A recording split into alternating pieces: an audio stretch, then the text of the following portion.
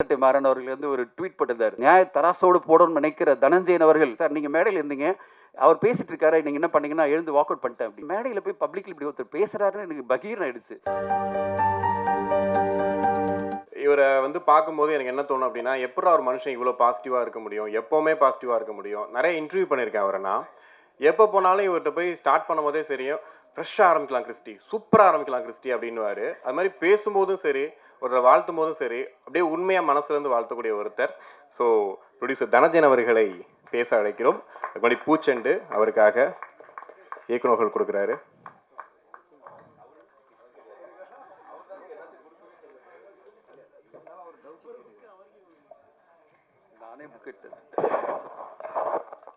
ஊடக நண்பர்கள் அனைவருக்கும் இனிய மாலை வணக்கம். மிக்க நன்றி உங்களுடைய இந்த ப்ரெசன்ஸ்க்கு. அண்ட் கிறிஸ்டி, வாழ்த்துக்கள். சினிமா ஃபங்க்ஷனுக்கு இன்டர்வியூ மட்டும் பண்ணாமல் இது வரையும் ஹோஸ்ட்டும் பண்ண ஆரம்பிச்சிட்டிங்க.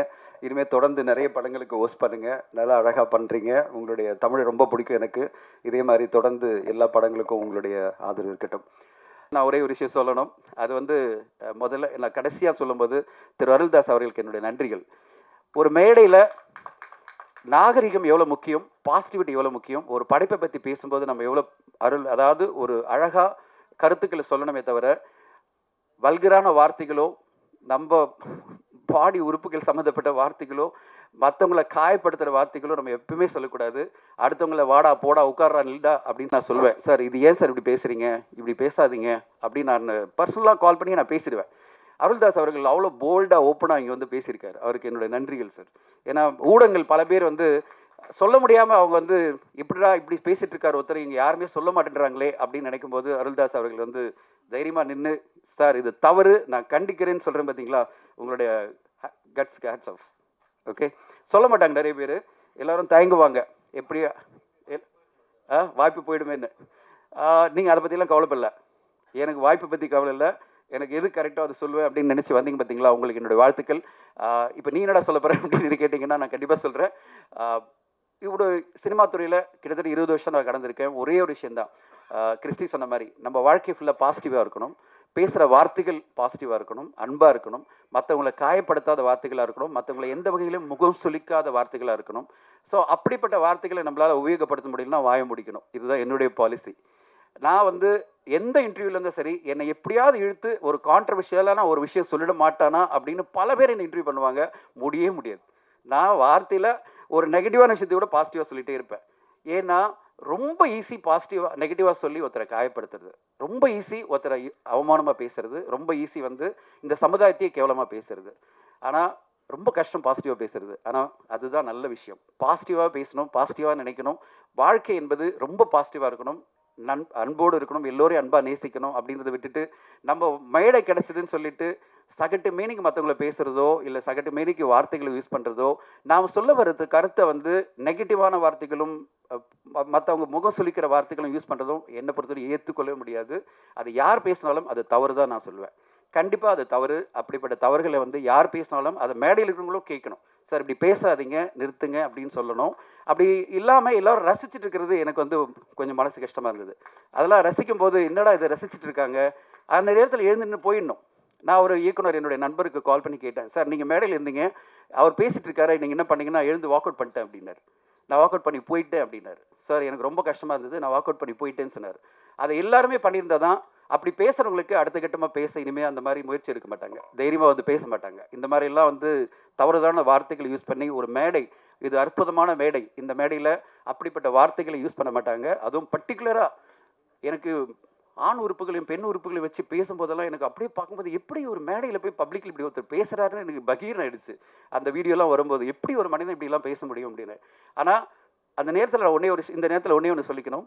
அந்த என்டையர் இன்டர்வியூ அந்த பேச்சை நான் பார்த்தேன். 32 நிமிஷம் அவர் பேசுனதில் ஒரு 4 நிமிஷம் தவிர 28 நிமிஷம் அவ்வளோ சிறப்பான வார்த்தைகள் இருந்தது, சிறப்பான விஷயங்கள் இருந்தது, அவ்வளோ சிறப்பான கருத்துக்கள் இருந்தது.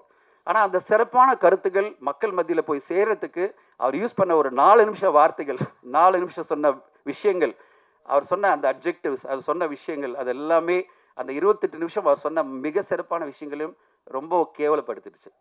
ஸோ என்னுடைய ஒரே ரிக்வெஸ்ட் என்னென்னா, நான் என்னுடைய உண்மையான ஒரு நல்ல நண்பராக இருக்கிற திரு மிஷ்கின் அவர்களுக்கு மேடைகளை நீங்கள் உங்களுக்கு இருக்கிற அந்த 28 நிமிஷத்தை ரொம்ப அழகாக பயன்படுத்துங்க. அந்த 28 நிமிஷம் நீங்கள் பேசியிருக்கீங்களா, அது மட்டுமே பேசியிருந்தா காலங்காலமாக அந்த 28 நிமிஷமும் ஒரு பெஞ்ச் மார்க்காக இருந்திருக்கும்.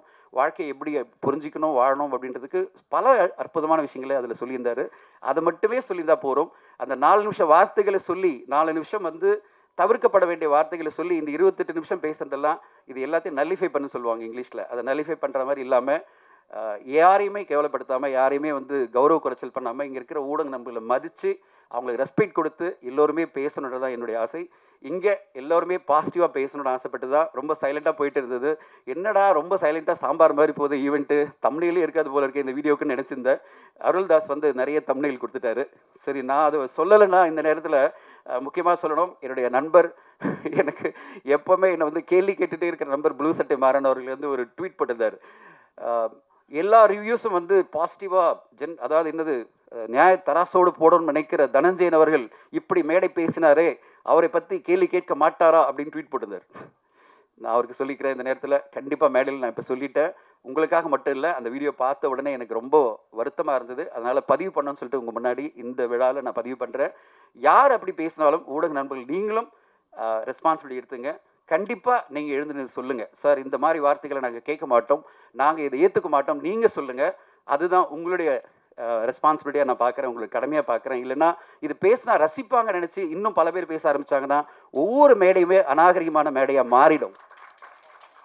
அப்படி மாறக்கூடாது, அப்படி மாற விடக்கூடாது. நாம் யாருமே ஒவ்வொரு மேடையுமே சிறப்பான மேடையாக நம்ம மாற்றணும். அதுக்கான பொறுப்பு இங்கே இருக்கிறவங்களுக்கும் முன்னாடி இருக்கிறவங்களுக்கும் இருக்குன்னு இந்த நேரத்தில் பதிவு பண்ண விரும்புகிறேன். பெரிய லெக்சர் கொடுத்து நினைக்காதீங்க, உங்களோட நான் பயணிச்சுட்டு இருக்கேன், உங்களோட நண்பராக நான் பல வருஷம் இருக்கேன். அந்த உரிமையில் நான் உங்ககிட்ட பேசிகிட்டு இருக்கேன். அந்த உரிமையில் தான் இந்த கருத்துக்களை நான் பதிவு பண்ணுறேன். மீண்டும் ஒரு முறை, என்னை பல முறை நான் தவறி விழுந்தாலும் என் கையை பிடிச்சி நகர்த்தி கொண்டு போகிற பல ஊடக நண்பர்கள் இங்கே இருக்கீங்க. நான் எவ்வளோ விழுந்தாலும் நீ வீழ்வேன் என்று நினைத்தாயோ அப்படின்னு நினச்சி நான் திருப்பி திருப்பி எழுந்து வந்துட்டே இருப்பேன்.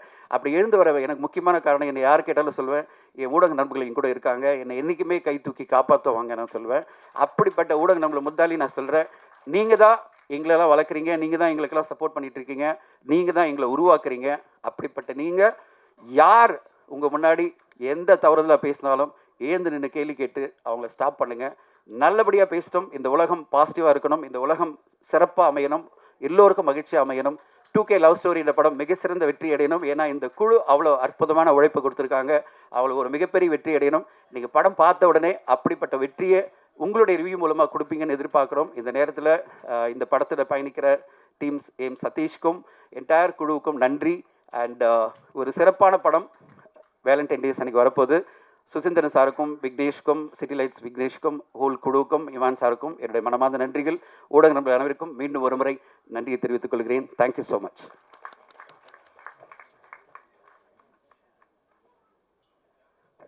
நான் ஊடகம் சொன்னேன், பத்திரிக்கைன்னு சொல்கிறாரு. ஊடகம் பத்திரிகை தான், பத்திரிகை ஊடகம் டெலிவிஷன் அப்படி ரேடியோ நான் சொல்ல விரும்பல, யூடியூப்னு எல்லோருமே ஊடக நண்பர்கள் தான். அதனால் ஜென்ரலாக நான் சொல்வது சதீஷ், ஊடக நண்பர்கள்னாலே அவங்க எல்லோருமே நண்பர்கள் தான். இங்கே இருக்கிற எல்லோருமே பேப்பர், ப்ரெஸ், டெலிவிஷன் எல்லாருமே ஊடக நண்பர்கள் தான். உங்கள் எல்லோருக்கும் நன்றிகள். Thank you Satish, thank you for all your care. And now Christy, please invite the man, the captain of the ship and the man who's doing everything. Great.